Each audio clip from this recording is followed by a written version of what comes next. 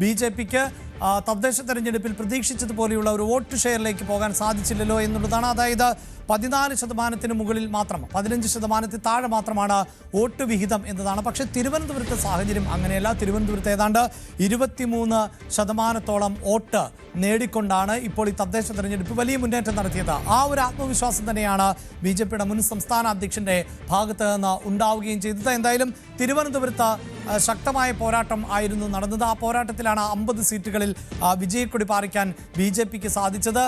അരുൺ, ഇതാ വലിയ ആത്മവിശ്വാസമാണ് ബി.ജെ.പിയുടെ നേതാക്കൾ. അതായത് വരാൻ പോകുന്ന നിയമസഭാ തെരഞ്ഞെടുപ്പിന്റെ മുന്നൊരുക്കം എന്ന നിലയിൽ കൂടി ഈ തെരഞ്ഞെടുപ്പ് ഫലത്തെ കാണുന്നു അവർ എന്നത് തന്നെയാണ്. അതാണല്ലോ ബി.ജെ.പിയെ സംബന്ധിച്ചിടത്തോളം ഈ തെരഞ്ഞെടുപ്പ് വിജയവും തിരുവനന്തപുരം കോർപ്പറേഷന്റെ ഭരണവും പ്രധാനപ്പെട്ടതായി മാറുന്നത്. തീർച്ചയായിട്ടും ഞാൻ നേരത്തെ സൂചിപ്പിച്ചു വന്നത് 4 നിയമസഭാ മണ്ഡലങ്ങൾ തിരുവനന്തപുരം നഗരസഭയുടെ പരിധിയിൽ വരുന്നുണ്ട്. അത് ഒന്ന് തിരുവനന്തപുരം സെൻട്രലാണ്. അവിടെ ബി.ജെ.പിക്ക് അത്രയധികം സ്വാധീനമുണ്ടോ എന്ന് പറയാൻ കഴിയാത്തൊരു മണ്ഡലം. പക്ഷേ ഇത്തവണ നല്ല പ്രകടനം അവർക്ക് അവിടെയും കാഴ്ചവെക്കാൻ കഴിഞ്ഞു. നേമം, വട്ടിയൂർക്കാവ്, കഴക്കൂട്ടം ഈ 3 നിയമസഭാ മണ്ഡലങ്ങളും ബി.ജെ.പി ജയിക്കാൻ കഴിയുമെന്നവർ ഉറച്ചു വിശ്വസിക്കുന്ന മണ്ഡലങ്ങളാണ്. നേമത്തെ ഒരു തവണ ഒ രാജു 2016 ജയിച്ചതുമാണ്. കഴക്കൂട്ടത്ത് വി മുരളീധരൻ ക്യാമ്പ് ചെയ്ത് പ്രവർത്തിക്കുന്നു. കഴിഞ്ഞ തവണ അദ്ദേഹം അവിടെ മത്സരിച്ചു. ഇപ്പോൾ വീണ്ടും അദ്ദേഹം മത്സരിക്കുമെന്ന സൂചനകൾ വരുന്നു. അങ്ങനെ ഈ പ്രധാനപ്പെട്ട 3 മണ്ഡലങ്ങൾ അത് വളരെ ശക്തമായി മത്സരിച്ചാൽ പ്രചരണ രംഗത്തിറങ്ങിയാൽ പിടിച്ചെടുക്കാമെന്ന് ബി.ജെ.പി കരുതുന്നു. പിന്നെ മറ്റൊരു രാഷ്ട്രീയം കൂടി ഇതിൽ പിന്നുണ്ട്. ഇപ്പോൾ കെ സുരേന്ദ്രന്റെ പ്രതികരണം നമ്മൾ കണ്ടതാണ്.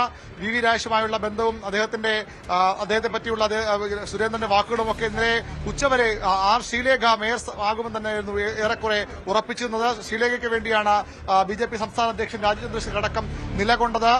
കേന്ദ്ര നേതൃത്വത്തിന്റെ പിന്തുണയും ശ്രീലേഖയ്ക്കായിരുന്നു. പക്ഷേ ശക്തമായ സമ്മർദ്ദം വി രാജേഷിന് വേണ്ടി ഉയർന്നു വന്നു. നമുക്കറിയാം വി രാജേഷ് കഴിഞ്ഞ കുറേ നാളുകളായി സുരേന്ദ്രനൊപ്പം നിൽക്കുന്ന നേതാവാണ്.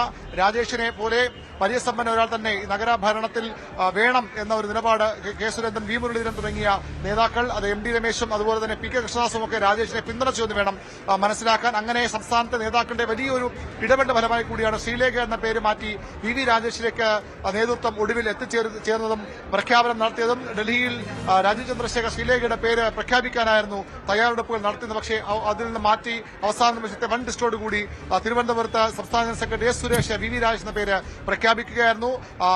സംസ്ഥാന അധ്യക്ഷനായ ശേഷം അത്ര ശക്തനല്ല കെ സുരേന്ദ്രൻ എന്ന ഒരു പൊതു തോന്നലുണ്ടായിരുന്നു. അത്തരം പ്രചരണങ്ങളുണ്ടായിരുന്നു. അതിൽ നിന്ന് കെ സുരേന്ദ്രന്റെ ഒരു ഉയർത്തെഴുന്നേൽപ്പായി കൂടി ചിലർ കാണുന്നുണ്ട് ഈ തലസ്ഥാന നഗരഭരണത്തിലേക്ക് വി രാജേഷ് വരുന്നത്. അവിടെ കെ സുരേന്ദ്രൻ, മുരളീധരൻ പക്ഷം ശക്തമായി തന്നെ രാജേഷിന് വേണ്ടി നിലപാടെടുത്തു.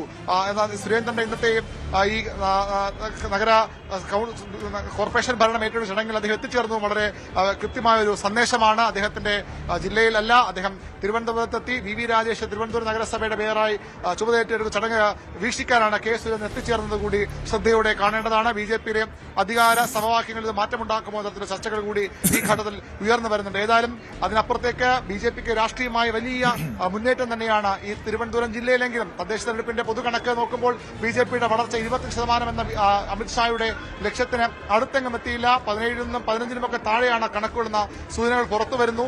പക്ഷേ അങ്ങനെ സംസ്ഥാന വ്യാപകമായി വലിയ പിന്നോട്ടടി ഉണ്ടാകുമ്പോഴും തലസ്ഥാന നഗരഭരണം ഒന്നുകൊണ്ട് തന്നെ ബി.ജെ.പിക്ക് ആത്മവിശ്വാസത്തോടെ നിയമസഭാ തെരഞ്ഞെടുപ്പിനെ സമീപിക്കാം. ആത്മവിശ്വാസത്തോടുകൂടി നിയമസഭാ തെരഞ്ഞെടുപ്പിനിറങ്ങാം.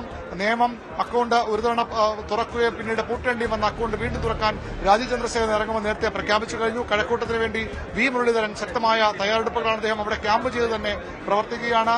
തദ്ദേശ തെരഞ്ഞെടുപ്പിലും കഴക്കൂട്ടം മേഖലയിൽ ബി.ജെ.പിക്ക് വലിയ മുന്നേറ്റം ഉണ്ടാക്കാൻ കഴിഞ്ഞിട്ടുണ്ട്. വട്ടിയൂർക്കാവ് വി രാജേഷ് അടക്കമുള്ള ആളുകൾ ജയിച്ചു വന്ന വാർഡുകൾ അവിടെയാണ്. അവിടെ ശ്രീലേഖയെ രംഗത്തിറക്കുമെന്ന സൂചനകളാണ് ഈ ഘട്ടത്തിലൊക്കെ പുറത്തുവരുന്നത്.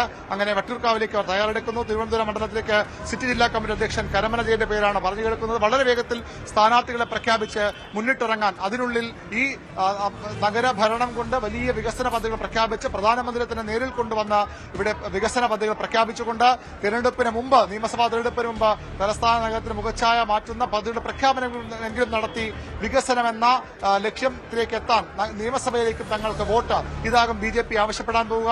തങ്ങൾ പറഞ്ഞത് ജനങ്ങളെ ബോധ്യപ്പെടുത്താൻ, അത് വെറും വാഗ്ദാനങ്ങളല്ല, ജനങ്ങളെ ബോധ്യപ്പെടുത്താൻ കഴിഞ്ഞാൽ നിയമസഭാ തെരഞ്ഞെടുപ്പിലും അത്ഭുതങ്ങൾ സൃഷ്ടിക്കാൻ കഴിയുമെന്ന പ്രതീക്ഷയാണ് BJP കേന്ദ്രങ്ങൾ മുന്നോട്ട് വയ്ക്കുന്നത്. നേരത്തെ 2021 കെ സുരേന്ദ്രൻ പറഞ്ഞതുപോലെ 35 സീറ്റ് കിട്ടിയ അധികാരത്തിൽ വരുമെന്ന ആ നിലപാടല്ല, പകരം ഇത്തരം ചില നിർണായക നീക്കങ്ങൾ നടത്തിക്കൊണ്ട് ജനങ്ങൾക്കത് വികസനമെന്നത് അനുഭവവേദ്യമാക്കിക്കൊണ്ട് മുന്നോട്ട് പോകാൻ ശ്രമങ്ങളാണ് BJP നടത്തുക. അതിന്റെ ഭാഗമായി തന്നെയാകും, അവസരമായാകും അവർ ഈ നഗരഭരണത്തെ കാണുക. മാറി മാറി LDF-ഉം UDF-ഉം ഭരിച്ച നഗരഭരണം, പതിറ്റാണ്ടുകൾ LDF കൈയടക്കി വെച്ച നഗരഭരണത്തിലേക്കാണ് BJP എത്താൻ പോകുന്നത്. ഏതാനും മിനിറ്റുകൾക്കുള്ളിൽ ഈ വോട്ടെടുപ്പ് നടപടിക്രമങ്ങൾ പൂർത്തിയായേക്കാം. വി രാജേഷിനെ തിരുവനന്തപുരം നഗരസഭയുടെ സംസ്ഥാനത്തെ ആദ്യ BJP മേയറായി ജില്ലാ കളക്ടർ അനുകുമാരി പ്രഖ്യാപിക്കുന്നത് ഇനി മിനിറ്റുകൾക്ക് മാത്രം അകലെയാണ്. അഭിലാഷം. യെസ്, 6 മേയർമാർ, അതായത് 6 കോർപ്പറേഷനുകളിലേക്കുമുള്ള വോട്ടെടുപ്പ് ആരംഭിക്കുന്നു. അല്പസമയത്തിനകം തന്നെ അവർ ആരൊക്കെ എന്നറിയാം. അതിലേറ്റവും പ്രധാനപ്പെട്ടത് തിരുവനന്തപുരം തന്നെയാണ്. ചരിത്രത്തിൽ ആദ്യമായി BJPക്ക് ഒരു മേയർ ഉണ്ടാകുന്നു എന്നതുകൊണ്ട് തന്നെയാണ് ഇപ്പോഴിതാ കൊച്ചിയിലെ മേയർ തെരഞ്ഞെടുപ്പും ആരംഭിച്ചു കഴിഞ്ഞിട്ടുണ്ട്. VK മിനിമോൾ ആണ് അവിടെ UDF-ന്റെ സ്ഥാനാർത്ഥി.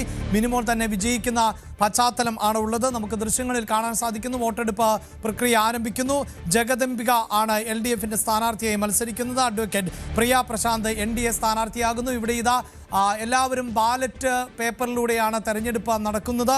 ഓരോരുത്തരും ആ സ്ഥാനാർത്ഥികൾക്ക് നേരെ ഇൻഡു വരച്ചുകൊണ്ടാണ് തെരഞ്ഞെടുപ്പിൽ മത്സരത്തിൽ വോട്ട് രേഖപ്പെടുത്തുന്നത്. ഒപ്പം പേര് അതാത് ആളുകൾ വിപ്പ് നൽകിയിട്ടുള്ള പശ്ചാത്തലത്തിൽ ആരെങ്കിലും വിപ്പ് ലംഘിച്ചിട്ടുണ്ടോ എന്നതുകൂടി അറിയുന്നതിന് വേണ്ടിയാണ് പേര് അടക്കം രേഖപ്പെടുത്തിക്കൊണ്ടാണ് ഇത്തരത്തിൽ വോട്ടെടുപ്പ് നടന്നുകൊണ്ടിരിക്കുന്നത്.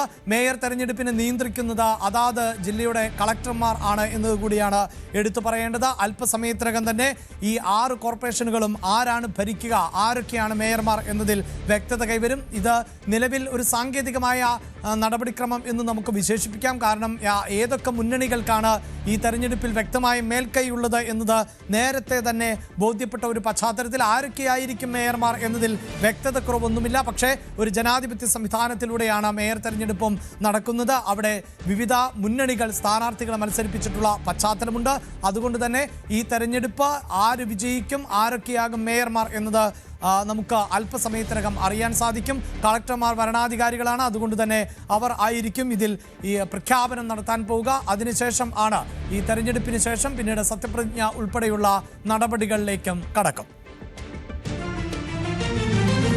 കോഴിക്കോടും ഇപ്പോൾ വോട്ടെടുപ്പ് ആരംഭിച്ചിരിക്കുന്നു എന്നതാണ് നമുക്ക് ദൃശ്യങ്ങളിൽ മനസ്സിലാക്കാൻ സാധിക്കുന്നത്. കോഴിക്കോട് അതിശക്തമായ പോരാട്ടം ആയിരുന്നു ഈ തെരഞ്ഞെടുപ്പിൽ നടന്നത്. അവിടെ ആകെ കോഴിക്കോടിനെ സംബന്ധിച്ചിടത്തോളം ഇടതുമുന്നണിക്ക് ഏക ആശ്വാസം നൽകിയിട്ടുള്ള ഒരു കോർപ്പറേഷൻ കൂടിയാണ് കോഴിക്കോട്. സദാശിവൻ ആണ് CPIM-ന്റെ സ്ഥാനാർത്ഥിയായി മത്സരിക്കുന്നത്. വ്യക്തമായ മേൽക്കൈ സദാശിവന് ഈ തെരഞ്ഞെടുപ്പിൽ ലഭിക്കും. എന്നാൽ പോലും ശക്തമായൊരു മത്സരം എല്ലാവരുടെയും ഭാഗത്ത് നിന്നുണ്ടാകുന്നു. UDF-ഉം NDA-യും ഒക്കെ മത്സര രംഗത്ത് നിറഞ്ഞു നിൽക്കുന്ന സാഹചര്യമുണ്ട്. അതുകൊണ്ട് തന്നെ ഒരു കോർപ്പറേഷനിലേക്കും ഇത്തവണ ഏകകണ്ഠമായി ഒരു മേയറിനെ തെരഞ്ഞെടുക്കപ്പെടുന്ന സാഹചര്യമില്ല. അതായത് രാഷ്ട്രീയ എതിരാളികൾക്ക് മേൽക്കൈ ഉണ്ടായെങ്കിൽ പോലും രാഷ്ട്രീയം പറഞ്ഞുകൊണ്ട് ഈ തെരഞ്ഞെടുപ്പിൽ സ്ഥാനാർത്ഥികളെ മത്സരിപ്പിക്കുകയാണ് എല്ലാ കോർപ്പറേഷനുകളിലും വിവിധ മുന്നണികൾ. തിരികെ എത്താം ഇടവേളയ്ക്ക് ശേഷം.